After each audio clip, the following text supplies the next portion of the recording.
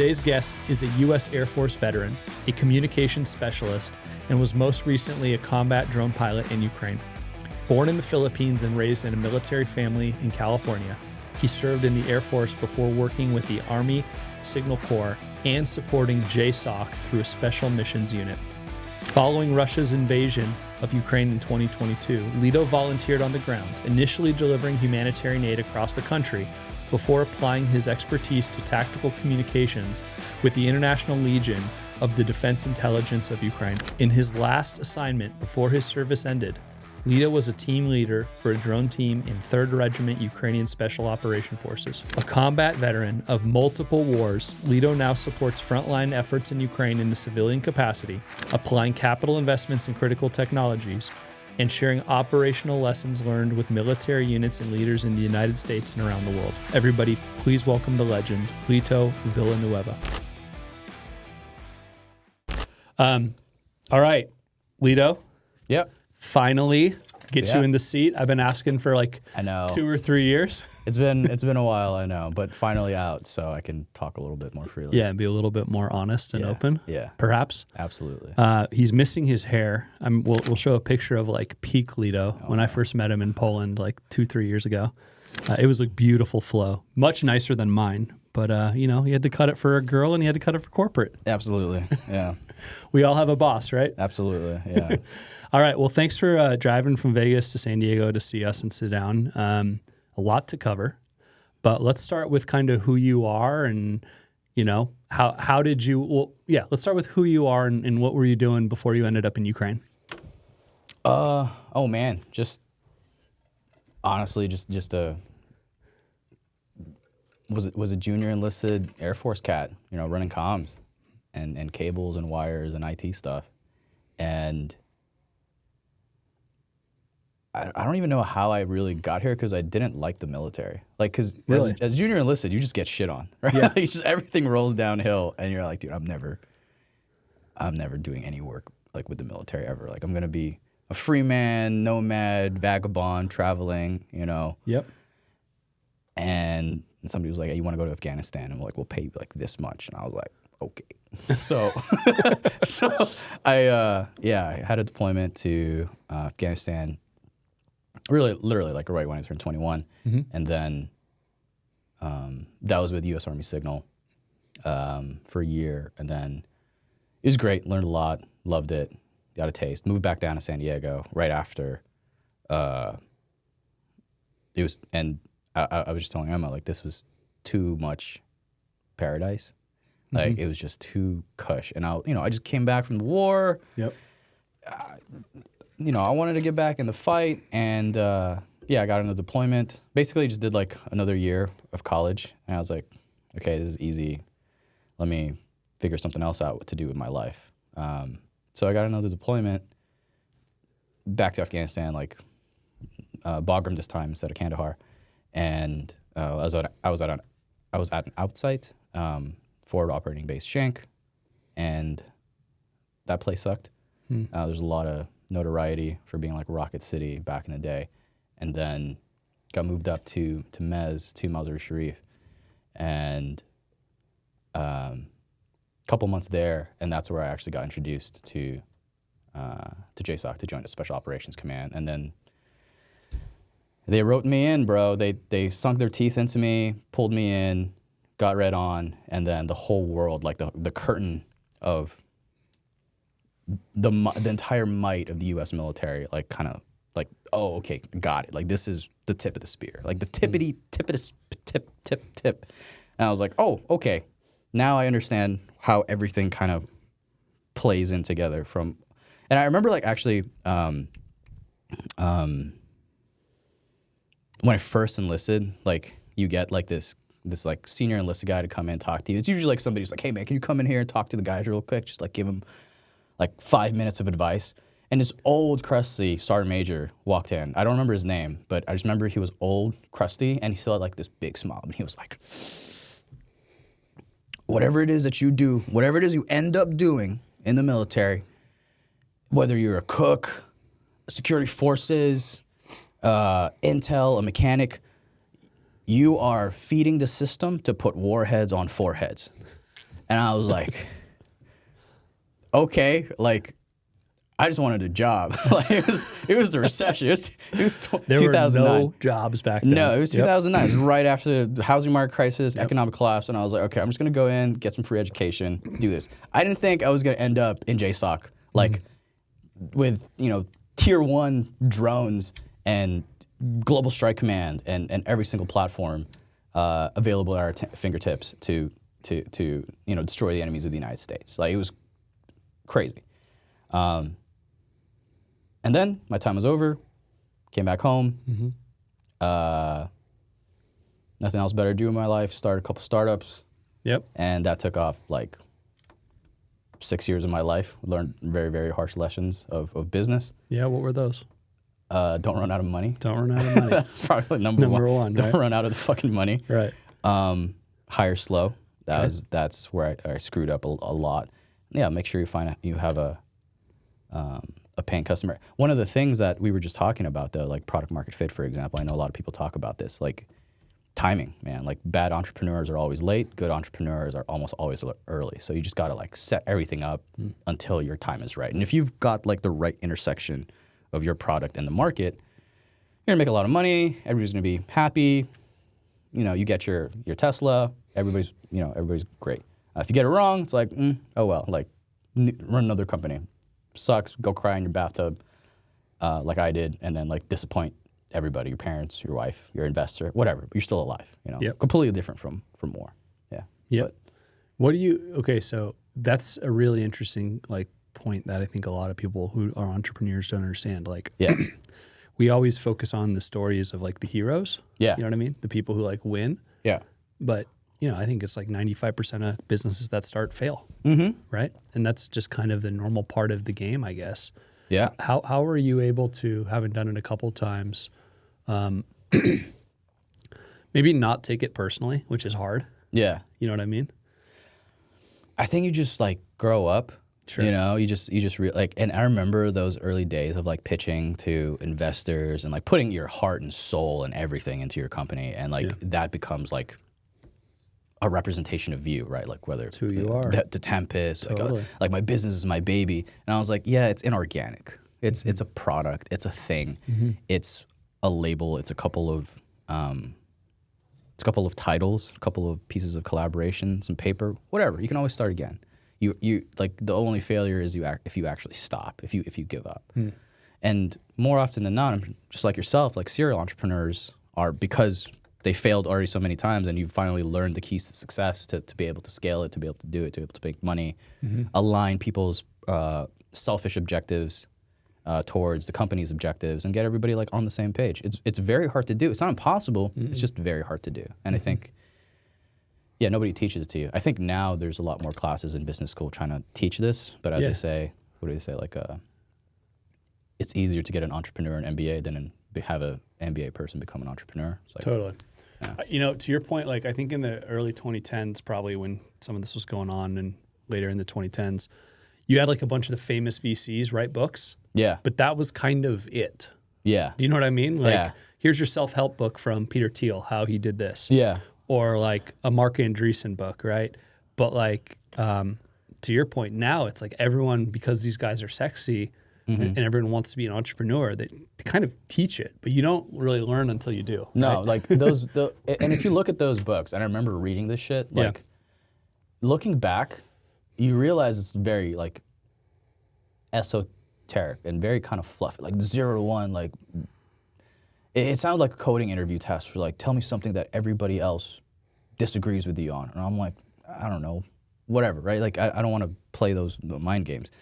I live in Vegas. A lot of those guys have the truest test of product market fit is you have 30 days to make a fuck ton of money to pay your rent. Otherwise, you're out of here. Like, it's very temporary, very transient. So you better come in, have a great plan.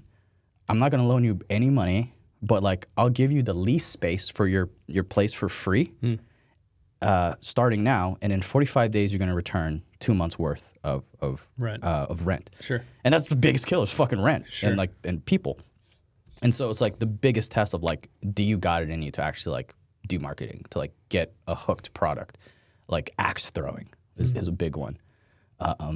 Top golf, like these things that doesn't seem like it would make a lot of money, but it absolutely does. Totally. And I think those types of tech-focused entrepreneur, like God, I remember like the whole ICO thing with cryptocurrency and just like what a scam, what a waste of time and money, and everything kind of fell for these trends.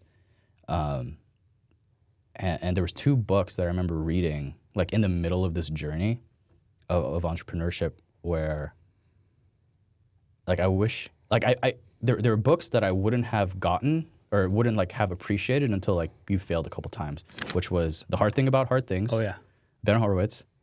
My favorite. I cry. There's so many tears on those pages. And I gave it to somebody else who was like starting their journey or like in the middle of their journey. And like, yeah, he read again, like the first few chapters, like when he was starting out, didn't get it. And then he picked it up like a year later. He was like, bro, I get it, man. Like it's the struggle. Fuck. Like it sucks. And high output management. I'll write that one down. Yeah, I keep forgetting. Andrew Grove, I think, is the author. He's the 3rd founder of Intel, eventually became the CEO. He passed away a couple years ago. But it like, this is actually very relevant, even like to Excel and such. Like he was talking about like a Denny's in the very beginning of like, what is the most efficient way to get a breakfast done for a customer that comes in? Like, okay, fresh juice, eggs, toast, bacon. Should there be a farm in the back and we slaughter pigs and grow orange trees? Do we have conveyor belts of eggs and conveyor belts of bacon? And it's like, well, no, on either of those cases, because your market capitalization does not match, your investment and that process doesn't match your current consumer segment. And so it was like, I wish I would have known that. Like just these processes, the way to think about the process in a way, I think they have like process engineers now or industrial engineers to design these things.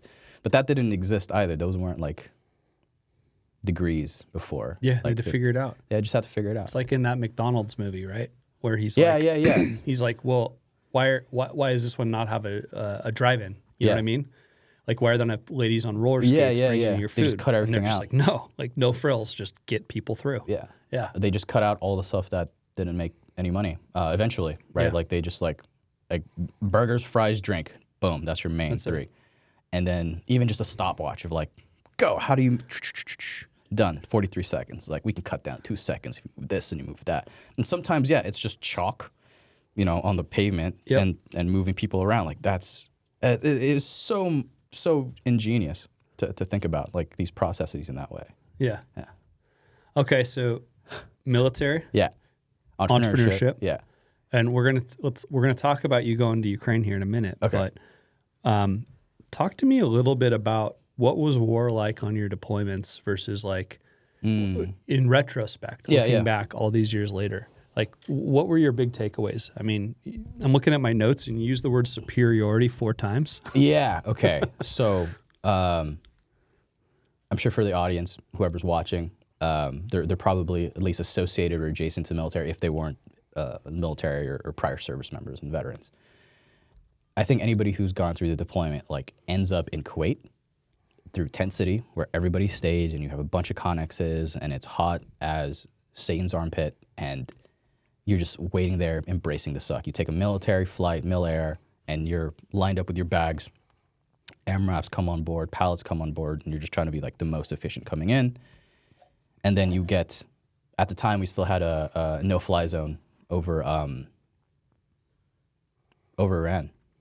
Yeah, so we had to go around Iran to get to Afghanistan. And it added like an extra 4-hour flight.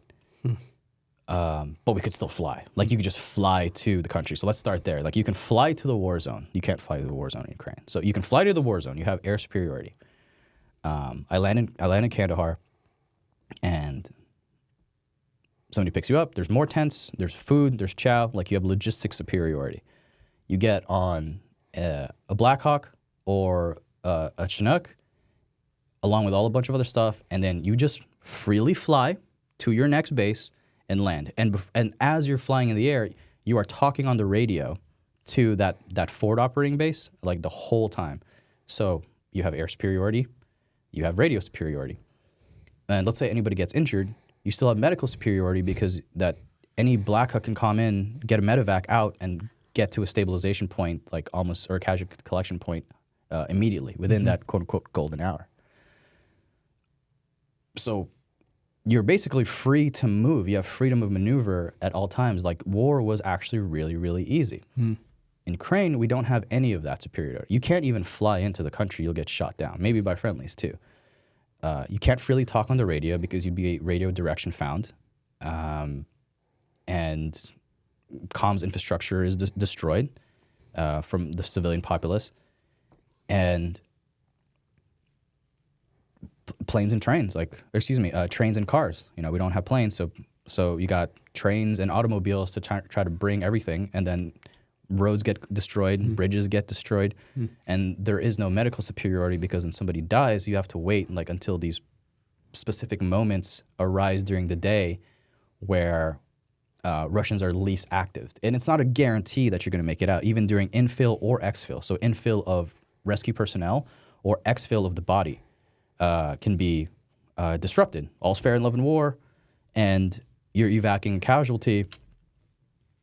The Russians don't care, right? Like it is what it is.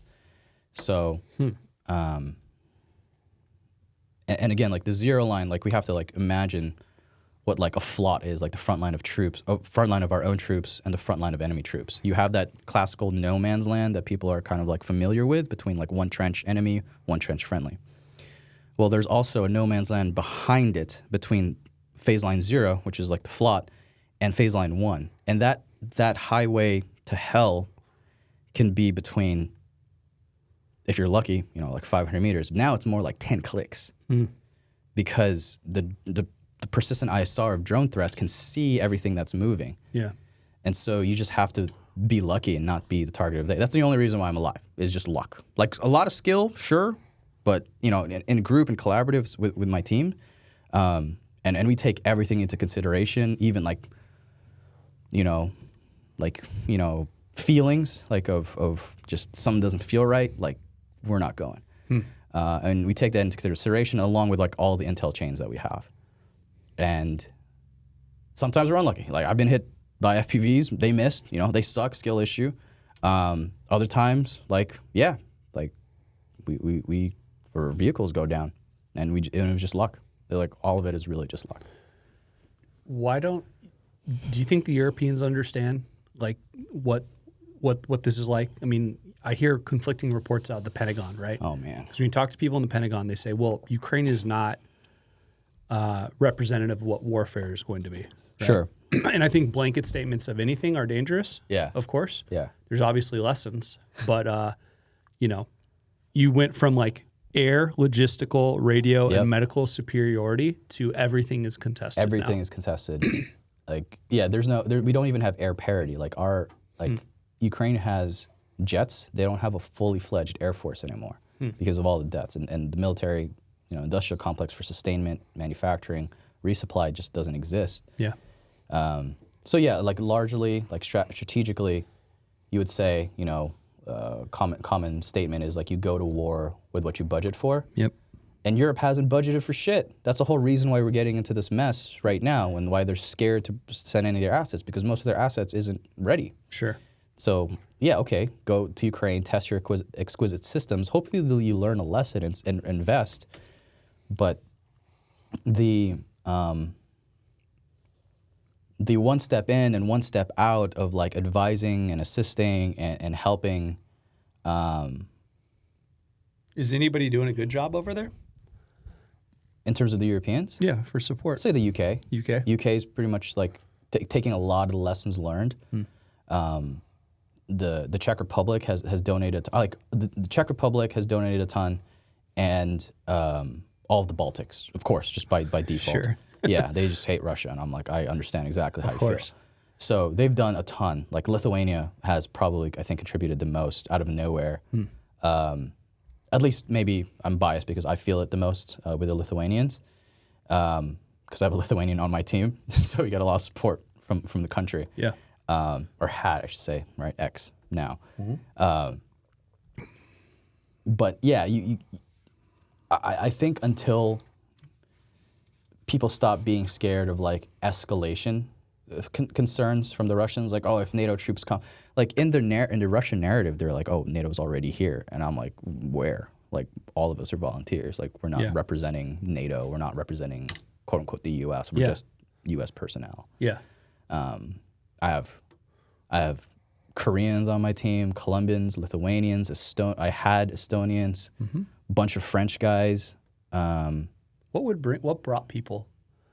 What brought people to Ukraine? Dude, it was the right thing to do. The right thing to do. Yeah, and it was an open call from Zelensky to be like, yo, anybody want to come? Yeah. We'll make you a soldier.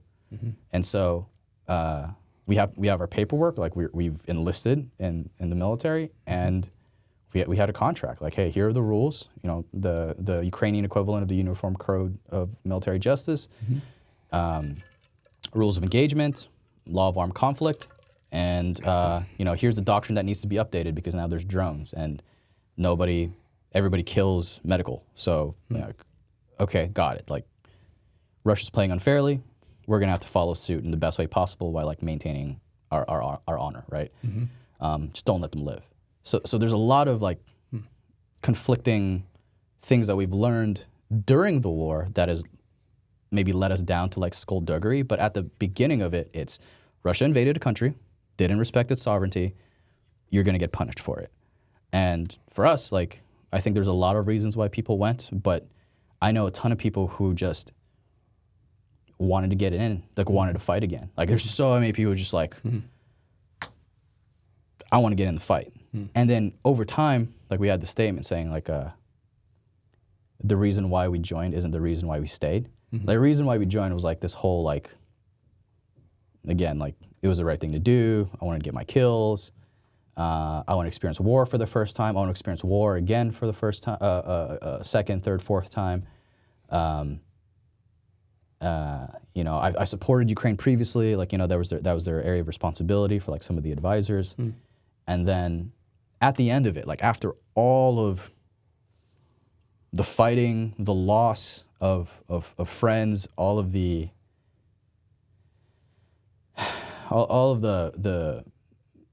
horrendous acts that Russia does, you're just like, okay, I don't care about the war. Like, I just care about my boys. Like, I care about the boys I was there with. I care about the people I've grown close to in the country, and like, yeah, like I don't want to have all my friends' deaths be in vain. Like, we still got to fight. Like, we're still fighting that fact. Like, it's still heartbreaking to be like, damn, I can't like be an operator anymore. Like, I got to be like in the civilian side, and some of the guys that I've hired still feel that, you know. So they're out there, but in a civilian capacity, like trying to help the war effort during this crazy cold. Let's back up for a second. How did you end up in Ukraine? You said you wanted to help. Yeah. So that first week of the full-scale invasion, February 22, that week of in 2022, I had a buddy out there who was actually just, I think, nearby. I think he was in like Bucharest or something, and then he just started like doing like NGO work. And I called him up. I actually hit him up on LinkedIn. I'm like, Doug, what's up? What's out there? And he's like, call me. And like, I call him over Signal, and I was like, what's up? What's going on? And he's like, all our comms are fucked. Like, can you come help? And I was like, yeah, dude. I know how to do that. Yeah, he's like, you're the best dude I know. Like, please fucking help us, dog. Like, we don't know anything else. And I was like, I'm on my way.